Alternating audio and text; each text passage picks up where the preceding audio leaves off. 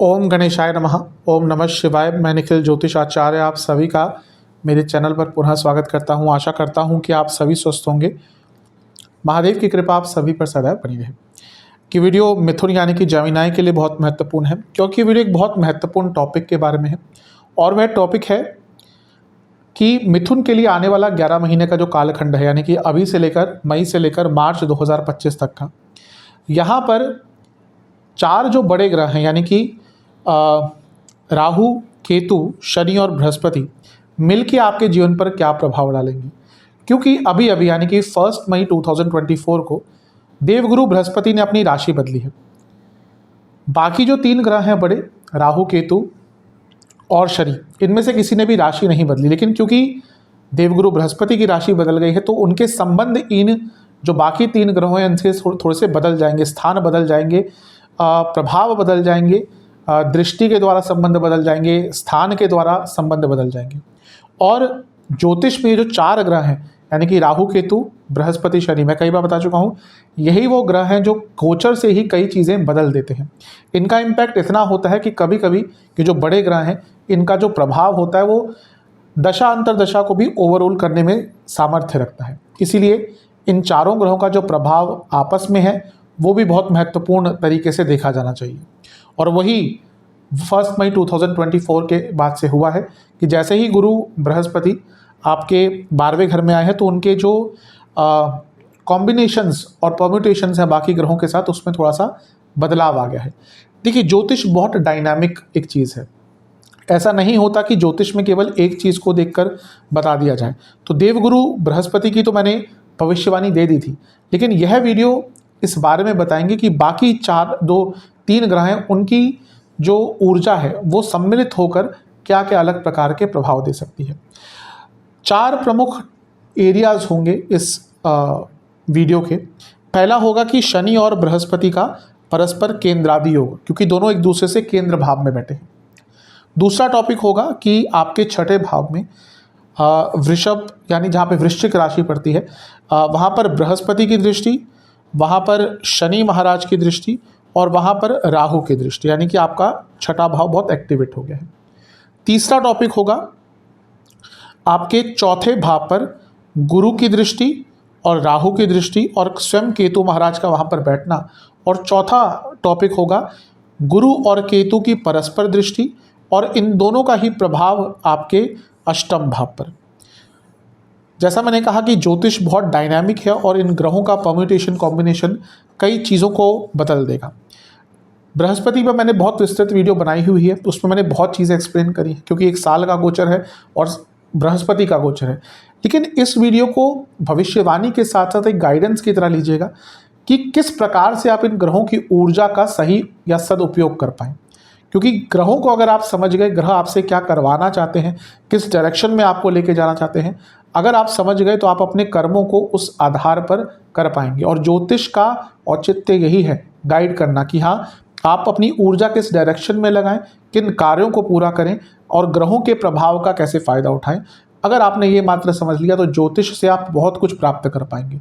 ज्योतिष डायरेक्टली आपको सक्सेसफुल नहीं बना सकती, लेकिन ज्योतिष के मार्गदर्शन से अवश्य आप सक्सेसफुल बन सकते हैं। तो इस वीडियो को उसी आधार पर देखिएगा, गाइडेंस के लिए देखिएगा और अपने जीवन की ऊर्जा को सही डायरेक्शन में लगाने के लिए देखिएगा। और वीडियो के अंत में कुछ बहुत विशेष उपाय बताऊंगा। लग्न राशि या चंद्र राशि आपकी मिथुन है, दोनों ही गाइडेंस के लिए अवश्य देख सकते हैं। बात करते हैं इस महत्वपूर्ण राशिफल का। सबसे पहला जो पॉइंट हम डिस्कस करेंगे वो होगा बृहस्पति और शनि का परस्पर केंद्र में होना। इसको केंद्रादि योग बोलते हैं कि 2 बड़े ग्रह या 2 ग्रह जब एक दूसरे से केंद्र में होते हैं तो उसको केंद्रादि योग कहते हैं। देखिए, कुंडली में एक तो हम लग्न से देख सकते हैं कि हाँ, ये केंद्र भाव है एक लग्न के केंद्र के, लेकिन हर ग्रह से भी केंद्र का संबंध बनता है, हर ग्रह से भी त्रिकोण होते हैं, हर ग्रह से भी उपचय भाव होते हैं। तभी का ज्योतिष बहुत डायनामिक चीज़ है, बहुत एंगल से उसको देखना पड़ता है। तो जब बृहस्पति और शनि एक दूसरे से केंद्र भाव में होंगे तो बहुत डायनामिक्स बदलेंगे, बहुत चीज़ें बदलेंगी। कारण क्या है कि जो भी ग्रह एक दूसरे से केंद्र में होता है उसको थोड़ा बहुत सपोर्ट करता है। हर ग्रह से या हर भाव से त्रिकोण में जो ग्रह होते हैं उनमें तो बहुत डायरेक्ट इम्पैक्ट होता है। कारण क्या है कि हर त्रिकोण एक ही तत्व के जैसा होता है। फॉर एग्जाम्पल हम पंचम भाव की करें तो पंचम से त्रिकोण भाव बने, पंचम, नवम और लग्न भाव। तो ये क्या हुए, ये धर्म त्रिकोण हुए। सब में से ये सारे धर्म त्रिकोण बनते हैं। हाँ, जब हम डीप में जाएंगे तो हर धर्म त्रिकोण की परिभाषा और उसके सिग्निफिकेंस बदल जाएंगे, लेकिन त्रिकोण का तो डायरेक्ट इम्पैक्ट रहता है ग्रह पे या भाव पर। लेकिन एक दूसरे से जब ग्रह केंद्र में बैठते हैं तो वो सपोर्ट देते हैं एक दूसरे को। तो यहाँ पर कितनी अच्छी चीज़ आपके लिए देखिए हो रही है कि पहला शनि जो आपके भाग्येश हैं, क्यों, क्योंकि भाग्य स्थान के स्वामी हैं, नवम भाव भाग्य स्थान होता है, और दूसरे भाग्य के कारक वो एक दूसरे से परस्पर केंद्र में है। इससे अच्छा आपको और क्या चाहिए। दूसरी चीज़ कि ये जो शनि है वो भाग्य स्थान में बैठे हैं और बृहस्पति भोग के स्थान में बैठे हैं। देखिए, जीवन में भोग का भी बहुत महत्व होता है। कई बार लोग बोलते हैं कि हमें मोक्ष की तरफ जाना है, मोक्ष की तरफ जाना है। मैं सबको कहता हूँ, जो व्यक्ति भोगी नहीं रहा ना, वो कभी भी असली मोक्ष नहीं जान पाएगा। क्यों?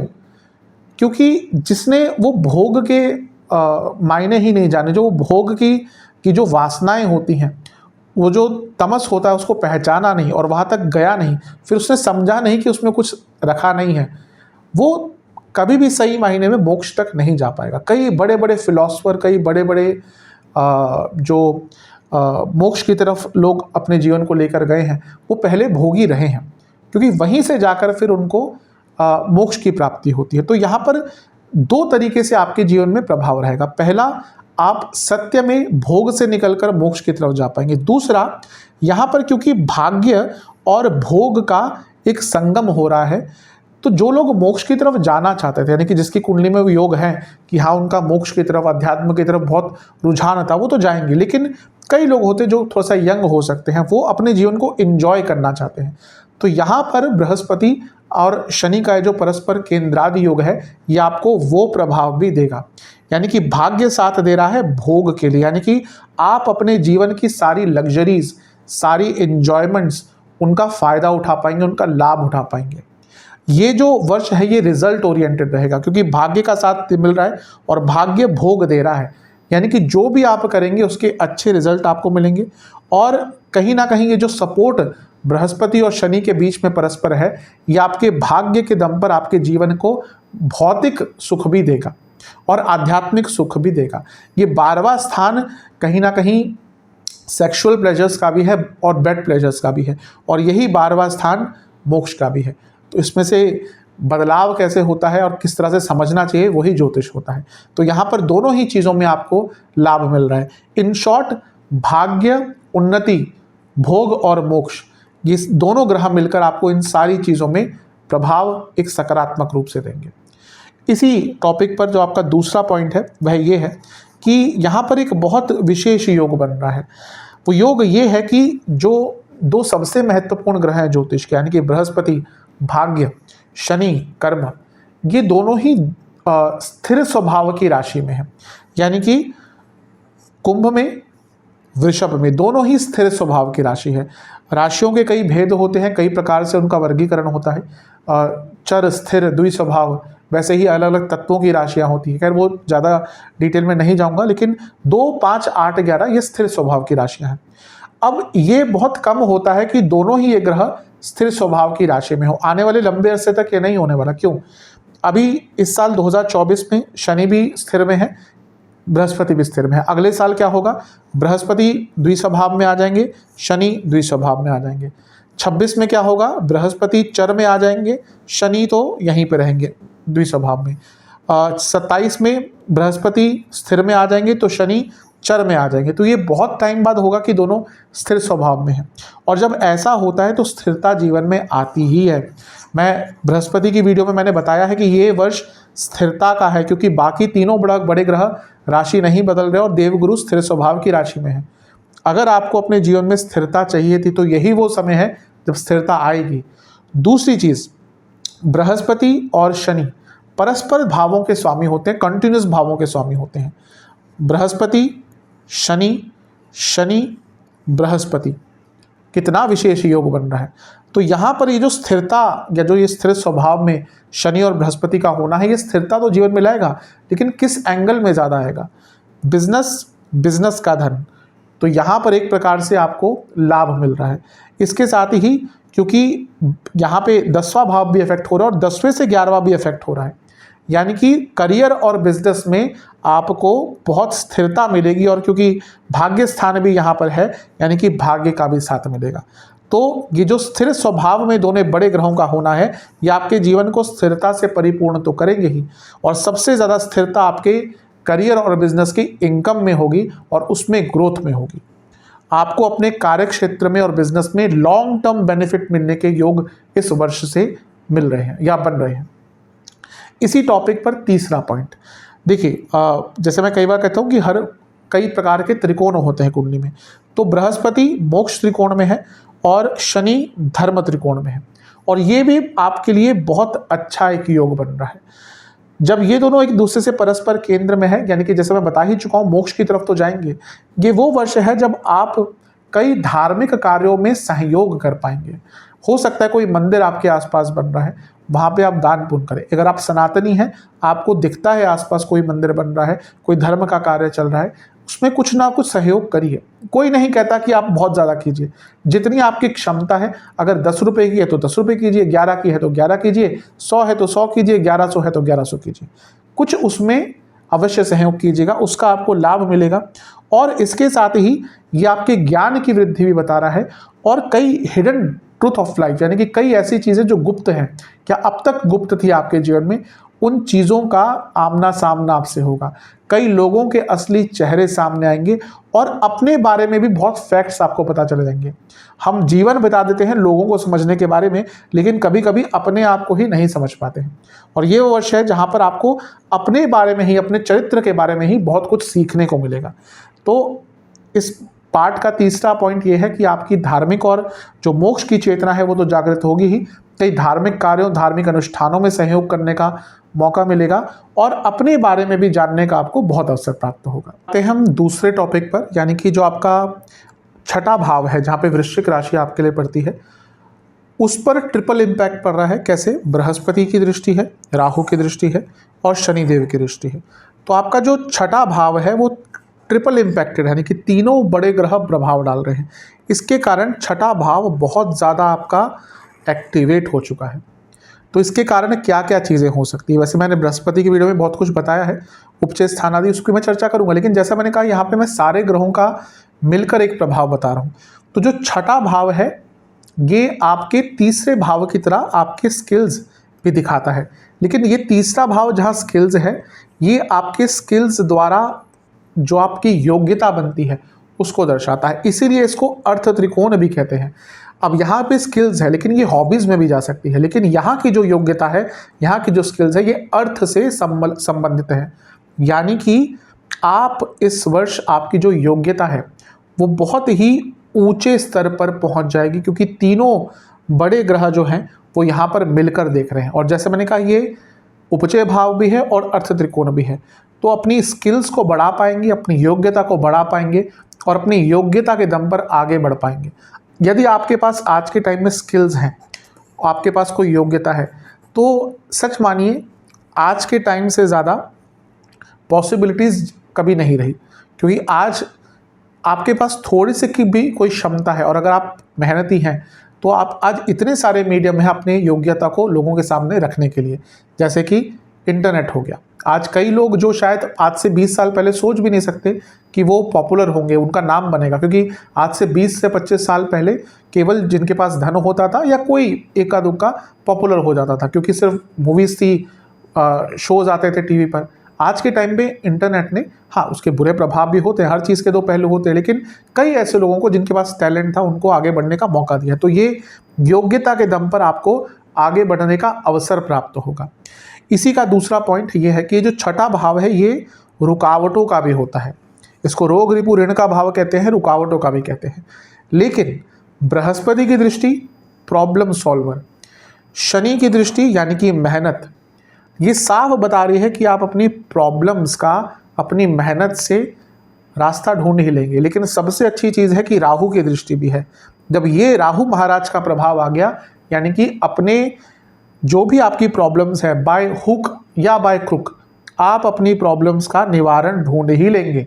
अनकन्वेंशनल तरीके से हो, अनमॉरल तरीके से हो, थोड़ा सा सही तरीके से हटकर हो, किसी भी प्रकार से आप अपनी प्रॉब्लम्स का यहाँ पर निवारण ढूंढ ही लेंगे।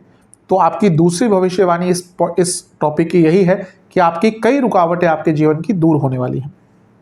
तीसरा, अभी मैंने कहा ये रोग रिपु ऋण का भाव है, तो यहाँ पर जब इतने सारे ग्रहों का प्रभाव है जिसमें से शनि भी है, बृहस्पति भी है, तो आपके कई जो शत्रु हैं उनका अंत होगा। और जैसा मैंने कहा पुनः राहु का प्रभाव है, तो यहाँ पे मॉरल चीज़ों के बारे में, और मैं एक मानता भी हूँ जब कंपटीशन है तो वहाँ पर अगर थोड़ा सा आपका कोई अपर हैंड है किसी चीज़ पर, आप अनमॉरल हो सकते हैं। जैसे आप इंटरव्यू है और आपका कोई जान पहचान है, अवश्य उसको यूज़ कीजिए, उसमें आज की डेट में कोई गलत चीज़ नहीं है। अगर आपकी जान पहचान है, क्योंकि वो भी तो आपका भाग्य ही है। अगर 1000 लोग इंटरव्यू दे रहे हैं, उसमें से आपकी एक जान पहचान निकल आई, तो यानी कि वो भाग्य ही तो है आपका, वो आपका प्रारब्ध ही तो है। तो यहाँ पर थोड़ा सा अनमॉरल तरीके से भी अगर अपने कंपटीशन को आप अंत करना, अपने शत्रुओं का आप अंत करना चाहते हैं, अपने यहाँ पे कंपटीशन का भी ये भाव है, तो अपने कंपटीशन का भी आप अंत करना चाहते हैं, तो उन सभी के लिए ये जो वर्ष है आपका बहुत अच्छा रहेगा। तो शत्रुओं के अंत के लिए, कंपटीशन में विजय के लिए हर प्रकार से यहाँ पर अच्छा योग बन रहा है। जैसे मैंने कहा राहु है तो थोड़ा अनकन्वेंशनल, थोड़ा अनमॉरल, समय के अनुसार जो बदलाव है उनको एक्सेप्ट करते हुए, और कहीं पर अगर अपना काम निकलता है उसके लिए भले ही कह सकते हैं किसी का नुकसान भी हो जाए, वो भी आप इस वर्ष कर सकते हैं। और ऐसा होता है, माने या ना माने, कई लोग जो आगे बढ़ते हैं कई लोगों के ऊपर चढ़कर बढ़ते हैं। तो अगर यहाँ पे आपका कहीं पे भाग्य निखर रहा है, आपको दिख रहा है कि हाँ आप अपने किसी चीज़ का उपयोग करके, किसी संबंध का उपयोग कर आगे बढ़ सकते हैं, अवश्य बढ़िएगा। उसमें आज के टाइम में कट थ्रोट कॉम्पिटिशन में कुछ भी बुराई नहीं होती। अगला पॉइंट ये है कि छठा भाव, जैसे मैं कई बार बता चुका हूँ कि ये कोर्ट केसेस का भी होता है। तो यहाँ पे इतने सारे ग्रहों का प्रभाव साफ बता रहा है कि out of the court cases settle हो सकते हैं। इवन आपके, अगर देखिए यहाँ पे दो चीज़ें हैं, क्योंकि बृहस्पति और शनि देख रहे हैं और राहु भी देख रहे हैं, तो ये बता रहा है कि चीज़ें आपके फेवर में भी जा सकती हैं। लेकिन वो फिर इंडिविजुअल चीज़ें हो जाती है, यानी कि इंडिविजुअल कुंडली उसके लिए देखनी पड़ती है। अगर दशा अंतरदशा अच्छा है, आपका छठा भाव में पाप ग्रह बैठे हैं, आपके लग्न में स्ट्रॉन्ग ग्रह बैठे, तो आप जीत जाएंगे। अगर ऐसा नहीं है तो शायद चीज़ें फिर आपके विरुद्ध तो नहीं, लेकिन कहीं ना कहीं आउट ऑफ कोर्ट सेटलमेंट हो सकता है उसका। तो अपने लीगल केसेस को ठीक करने के लिए, उनको कॉम्प्रोमाइज़ करने के लिए, उनको सॉल्व करने के लिए वर्ष बहुत अच्छा है। और सबसे इम्पॉर्टेंट चीज़ है कि ये उपचय भाव है, जैसा मैंने कहा था उस पर मैं आऊँगा। उपचय भाव जीवन की ग्रोथ के लिए होता है। जैसे मैंने कहा ये अर्थ त्रिकोण भी है, ये स्किल्स का भाव है, योग्यता का है, परिश्रम का है, इसलिए बहुत इंपॉर्टेंट ये स्थान बन जाता है। तो जब उपचय भाव पर गुरु की दृष्टि होगी, यानी कि आपका ग्रो, आपकी जो जीवन है वो अपनी मेहनत के दम पर ग्रो होगा। जब उस पर शनि देव की दृष्टि है, यानी कि स्टेडीनेस, शनिदेव यानी कि ऑर्गेनाइज्ड, शनिदेव यानी कि मेहनत, शनिदेव यानी कि वर्कॉलिक, तो यहाँ पर भाग्य और कर्म का यहाँ पे साथ मिल रहा है। और पुनः जब राहु भी यहाँ पर देख रहे हैं तो नए आयाम ही आपके जीवन में खुल जाएंगे। बहुत कुछ एक्सप्लोर आपको अपने जीवन में इस वर्ष करने को मिलेगा। ये राहु जो है ना, ये अपॉर्चुनिटीज खोल देते हैं। गुरु और राहु एक्सपैंड करते हैं, आप खुद ही नहीं जान पाएंगे कि आपके जीवन में कहाँ कहाँ से अपॉर्चुनिटीज इस वर्ष में आ सकती है। ये अवश्य है कि थोड़ा सा अनकन्वेंशनल होगी, थोड़ी सी मुश्किल भी होंगी, लेकिन अगर आप अपने जीवन को बदलना चाहते हैं तो यही वो वर्ष है जब आपको बहुत सारी अपॉर्चुनिटीज मिल सकती है। अब ये सब हमने कर लिया कि ये वर्ष अपॉर्चुनिटीज, पॉसिबिलिटीज का है। नेगेटिव पॉइंट भी कुछ हो सकते हैं। पहला, छठा भाव इतना एक्टिवेटेड है, बहुत वर्क प्रेशर, बहुत रिस्पॉन्सिबिलिटीज आपके ऊपर रहेंगी, पर्सनल और प्रोफेशनल दोनों ही लाइफ में। आपसे एक्सपेक्टेशन लोगों की बहुत बढ़ जाएगी, घर वालों की भी, बाहर वालों की भी, यानी कि ऑफिस वालों की भी। और ये वर्ष वैसा है जब आपके रिलेटिव्स आपको बहुत तंग करेंगे, बल्कि जो घर के, जो आपका इमीडिएट फैमिली है उनसे ज़्यादा नहीं होगा, थोड़ा बहुत होगा उनसे भी। जो आसपास के लोग होते हैं, मामा, चाचा, ताऊ, फूफा, ये इस वर्ष आपको बहुत तंग करने वाले हैं। तो इनसे जितना बच के रहेंगे उतना आपके लिए अच्छा रहेगा। अब चलते हैं अगले पॉइंट की तरफ, यानी कि आपके चौथे घर पर जो 3 ग्रहों का प्रभाव रहेगा उनकी बात करते हैं। बृहस्पति आपके चौथे घर को देख रहे हैं पंचम दृष्टि से, राहु देख रहे हैं सप्तम दृष्टि से, और केतु स्वयं यहाँ बैठे हैं, यानी कि आपका चौथा भाव भी बहुत ज़्यादा एक्टिवेट है। अब जैसा मैंने कहा, मैंने बृहस्पति की वीडियो बताई है, उसमें बहुत कुछ बताया है कि हाँ चौथे भाव पर दृष्टि प्रॉपर्टी, वाहन आदि इन सब के लिए अच्छा है। लेकिन मैं यहाँ पे ग्रहों का जो सम्मिलित प्रभाव है उसकी बात कर रहा हूँ, क्या चेंजेस वो ला सकते हैं। इसीलिए सबसे महत्वपूर्ण चीज़ आपके लिए ये है, यानी कि मिथुन के लिए, अपने इमोशंस पर काम करने का, क्योंकि चौथा भाव इमोशंस, इसको समझिएगा बहुत ध्यान से। अब होगा क्या कि ये जो इनिशियली बृहस्पति का गोचर है, शायद 1-1.5 महीने आपके लिए बहुत अनईजी रहे, 2 महीने भी हो सकता है। क्यों? क्योंकि अब 3 ग्रहों का प्रभाव है, जिसमें से बृहस्पति भी हैं जो बहुत ओवर थिंकिंग करवाएंगे, ओवर इमोशंस जगवाएंगे, राहु भी हैं, केतु ऑलरेडी बैठे हैं, तो ये मिक्स्ड बैग ऑफ इमोशंस है। तो हो सकता है, बहुत संभावना है, स्पेशली जिनकी अपनी कुंडली में बुध वीक हैं, चंद्रमा वीक हैं, लग्न वीक है, लग्न के स्वामी बुध ही बने आपके लिए तो वो वीक है, या कई ऐसे बुरे योग होते हैं, उनके लिए थोड़ा सा मुश्किल रहेगा। लेकिन इसका सिल्वर लाइनिंग क्या हो सकता है कि जब ये थोड़ा सा फेज़ निकल जाएगा 1-1.5-2 महीने का, फिर आपको अपने इमोशंस पर काम करना पड़ेगा, काम करने का मौका मिलेगा। आप अपने इमोशंस को काबू में कर पाएंगे और अपने इमोशंस पर बहुत हद तक कंट्रोल कर पाएंगे। किस तरीके से, ये भी समझना है। एक्चुअली क्या है कि मिथुन के लिए थोड़ा सा मुश्किल होता है इमोशंस पर कंट्रोल करना। अब यहाँ पर कौन कौन से ग्रह प्रभाव डाल रहे हैं? सबसे पहला देवगुरु बृहस्पति का प्रभाव है, कि सबसे ज़्यादा दिखाता है कि आपको इमोशनली वो स्ट्रांग बनाएंगे।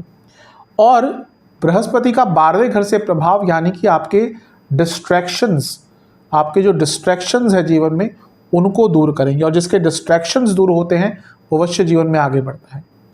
दूसरा यहाँ पर प्रभाव खुद केतु का है। केतु क्या है? सूक्ष्म ग्रह है, यानी कि आपको अपने इमोशंस को डीप तक जाकर समझने का अवसर प्राप्त होगा। केतु सेल्फ रियलाइजेशन होते हैं, इसलिए केतु आपको अपने इमोशंस पर काम करने का मौका देंगे, ना केवल काम करने का मौका देंगे, केतु आपको अपने इमोशंस को रीबिल्ड करने का मौका देंगे। कई बार होता है कि जीवन में कुछ बुरा अनुभव हो गया, कुछ बुरी चीज़ें हो गई, कुछ बुरे लोग मिल गए, कोई मिसहैपनिंग हो गई, इमोशंस पर उनका प्रभाव बहुत ज़्यादा पड़ता है। आज भी हमारे देश में इमोशंस को लेकर बात करना एक टैबू है।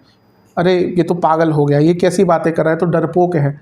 बल्कि भावनात्मक और इमोशनल सेहत बहुत इंपॉर्टेंट होती है, लेकिन ये विडंबना है कि हमारे देश में आज भी उसको लेकर मजाक उड़ाया जाता है। बहुत गलत चीज़ है वैसे, लेकिन ये वो समय है जब आपको अपने ऊपर काम करने का अवसर मिलेगा, आपको अपने इमोशंस को रीबिल्ड करने का अवसर मिलेगा।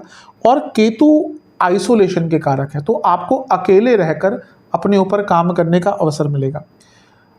केतु यहाँ पे आपको अननेसेसरी लोगों से भी दूर करेंगे। कई बार होता है हमारे जीवन में बहुत सारे लोग जुड़ जाते हैं, वैसे भी मिथुन वाले जो होते हैं ना, ये थोड़ा सा इनको बात करना अच्छा लगता है, इनको लोगों के बीच में रहना अच्छा लगता है, तो कभी कभी सर्कल इनका बहुत बढ़ जाता है। लेकिन ये वो समय है जब आपको केतु रियलाइज़ कराएंगे कि हाँ, जरूर नहीं कि सबके साथ रहें तभी अच्छा टाइम आए, थोड़ा सा डिस्ट्रैक्शन से और लोगों से भी दूर रहेंगे, अननेसेसरी लोगों से दूर रहेंगे तो भी आपके लिए अच्छा है। तो केतु आपको एक प्रकार से ये सारे प्रभाव देंगे।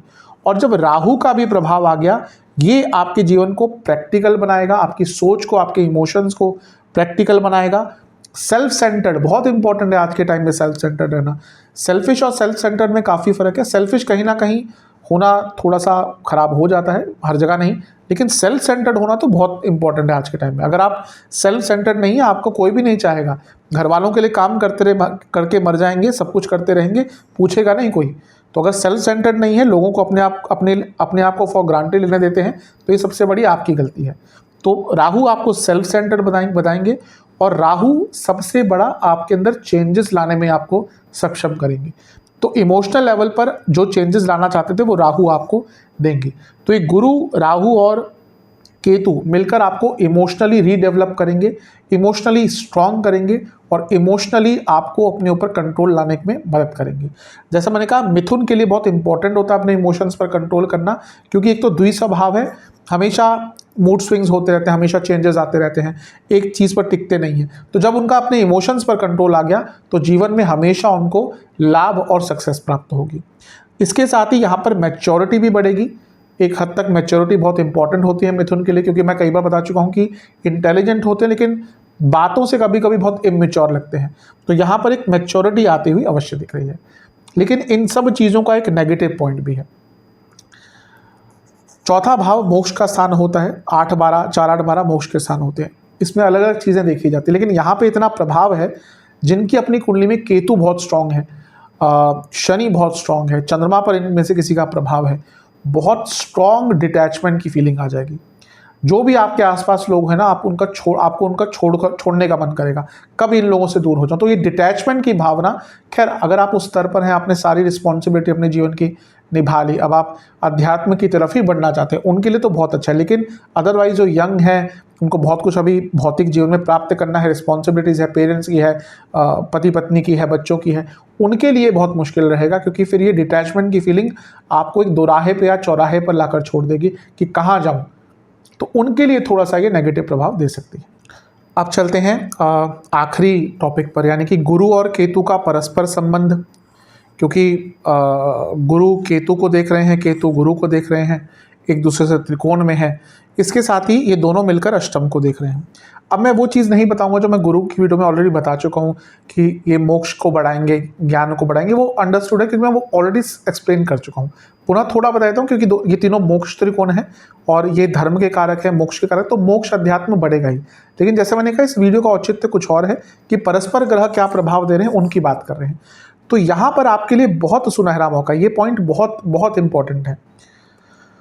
क्योंकि जब देखिए, बृहस्पति क्या है, वो ज्ञान है, बृहस्पति मैच्योरिटी भी है, बृहस्पति एक प्रकार की गाइडेंस भी है, और केतु आइसोलेशन है, लेकिन केतु डिटैचमेंट है, केतु छुड़वाते हैं। राहु एडिक्शंस हैं और केतु विपरीत है। मैं कहता हूँ ना, इनको समझना पड़ेगा ग्रहों को। तो यहाँ पर जब केतु का प्रभाव मोक्ष त्रिकोण में है, बृहस्पति का प्रभाव मोक्ष त्रिकोण में है, और ये दोनों मिलकर सारे मोक्ष त्रिकोणों पर प्रभाव डाल रहे हैं। मैंने कहा अध्यात्म आदि सब ठीक है, वो तो बढ़ेगा। यहाँ पे क्या सबसे आपके लिए गोल्डन अपॉर्चुनिटी है? सबसे गोल्डन अपॉर्चुनिटीज आपके लिए है अपनी एडिक्शंस को छोड़ने का, अपनी बुरी आदतों को छोड़ने का, और अपनी बुरी संगत को छोड़ने का। यकीन मानिए, जो ये सारे कार्य कर पाए वही आगे बढ़ते हैं। आपने कभी किसी को देखा है जो बहुत उच्च स्तर पे है, उसका कोई बहुत बड़ा फ्रेंड सर्कल होगा? नहीं। सोशल सर्कल अलग बात है, जो बहुत ऊंचे लोग, ऊंची जगहों पे लोग पहुंचते हैं ना, उनका फ्रेंड सर्कल बहुत छोटा होता है, 2 या 3 लोग होंगे मैक्सिमम, क्योंकि उनको पता है कि उनको किस व्यक्ति को अपने जीवन में ऐड करना है जो उनको आगे लेकर जाए। तो यहाँ पर आपके लिए जो ये मिथुन पर प्रभाव पड़ रहा है, आपके मोक्ष त्रिकोणों पर, तो यहाँ पर क्या अच्छा हो रहा है आपके लिए? आपको अपनी एडिक्शंस को, अपनी बुरी आदतों को, कुछ भी आपके अंदर बुरी आदत है, कोई भी एडिक्शन है, इंटरनेट पे आप बहुत टाइम वेस्ट करते हैं, कोई और गलत एडिक्शन है आपको, उन सबको छोड़ने में आपको ये जो ग्रहों का एक योग बन रहा है, ये आपको बहुत मदद करेगा। बहुत लंबे समय से भी अगर आपकी कोई बुरी आदत चल रही थी, आप नहीं छोड़ पा रहे थे, होता है एडिक्शंस। और क्या होती है एडिक्शंस? तो यही होती है ना कि आप छोड़ ही नहीं पा रहे, उसी को तो एडिक्शन बोलते हैं। फॉर एग्जाम्पल, आज हम सभी कहीं ना किसी लेवल पर मोबाइल से बहुत एडिक्टेड हैं। कुछ होता नहीं, आधे घंटे बाद, आधा घंटा तो बहुत ज़्यादा बोल दिया, कई लोग तो मैंने देखा है वो 2-2 मिनट मोबाइल के बिना नहीं रह सकते। बात कर रहे होंगे आपसे, स्पेशली जो यंगस्टर्स है, आपसे बात कर रहे होंगे, और अगर आप 5 मिनट से बात करेंगे तो उसमें 3 बार वो फ़ोन चेक करेंगे। तो वो एडिक्शन कई प्रकार की हो जाती है जीवन में। तो यहाँ पर अपने एडिक्शंस को छोड़ने का बहुत सुनहरा ये मौका रहेगा ये वर्ष, और जो इस पर काम कर पाया वो अपने आप को समझ पाएगा, कई चीज़ों को समझ पाएगा, और इन एडिक्शंस, अपनी बुरी आदतों, बुरी संगत, कई जो बुरी आपके जीवन में चीज़ें थी, उनको छोड़कर आप अवश्य आगे बढ़ पाएंगे। तो इन सब चीज़ों पर अवश्य कार्य कीजिएगा। अब उपाय की बात कर लेते हैं। उपाय की बात करते हैं। ये उपाय किसी भी दिन कर सकते हैं, मंदिर जाके कीजिएगा। नहीं जा सकते मंदिर तो घर में भी कर सकते हैं, अगर आपके घर में शिव परिवार स्थापित है। अन्यथा मंदिर अवश्य जाएगा। मैं रेकमेंड करूंगा कि मंदिर जाके इस उपाय को कीजिएगा। जो नहीं जा सकते, विदेश में है, जितना यथासंभव घर में कर सकते हैं, मानसिक रूप से कर सकते हैं, कीजिएगा। पहले आपको पूरे शिव परिवार का गंगा जल से स्नान करवाना है, फिर पंचामृत से अभिषेक करना है, फिर पुनः गंगा जल से स्नान करवाना है। पंचामृत में क्या होता है? दूध, दही, घी, शहद और शक्कर। इसके बाद आपको महादेव के सामने 4 घी के दिए अर्पण करने हैं, और ओम काल पुरुषाय नमः मंत्र का 108 बार जाप करना है। इसके बाद 4 प्रकार के फल, 4 प्रकार के फूल और 4 प्रकार की मिठाइयों का आपको भोग लगाना है। यानी कि फूल अर्पण करने हैं पूरे शिव परिवार पर, फल अर्पण करने हैं, फलों का भोग लगाना है, और फूल भी अर्पण करने हैं, मिठाइयों का 4 प्रकार की भोग लगाना है। तो 4 प्रकार की मिठाई, 4 प्रकार के फल, 4 प्रकार के फूल। फिर क्या करना है? जो मिठाई आपने अर्पण करी उनमें से कुछ घर पे लेके जाके खुद उसका सेवन करना है, और जो फूल हैं उसमें से भी कुछ वापस लाकर शाम को सूर्यास्त के बाद पीपल के पेड़ के नीचे छोड़ दीजिएगा। ये उपाय कर लेंगे, आपके लिए जो ग्रह हैं ये बहुत आपको साथ अवश्य साल देंगे। आशा करता हूँ कि वीडियो काम आएगी। चैनल पर नए हैं सब्सक्राइब कीजिए, वीडियो को लाइक कीजिए। अगली वीडियो में मिलूंगा, तब तक के लिए ओम नमः शिवाय।